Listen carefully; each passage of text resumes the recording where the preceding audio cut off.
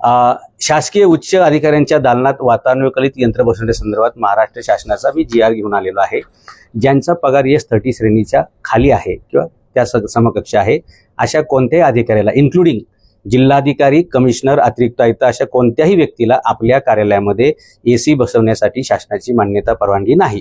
तरी आता पिंपरी चिंचवड शहराची जी परिस्थिती आहे की 30 डिग्रीला असलेलं टेम्परेचर 42 डिग्रीपर्यंत केलेलं आहे।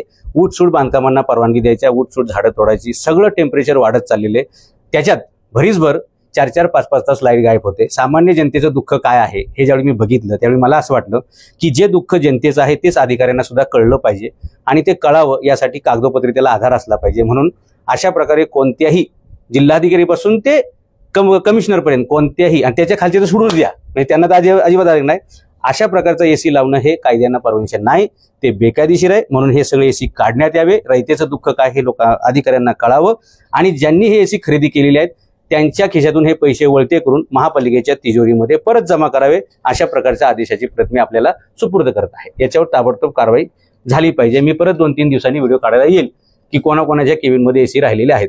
धन्यवाद। दुसरा एक ऑर्डर आहे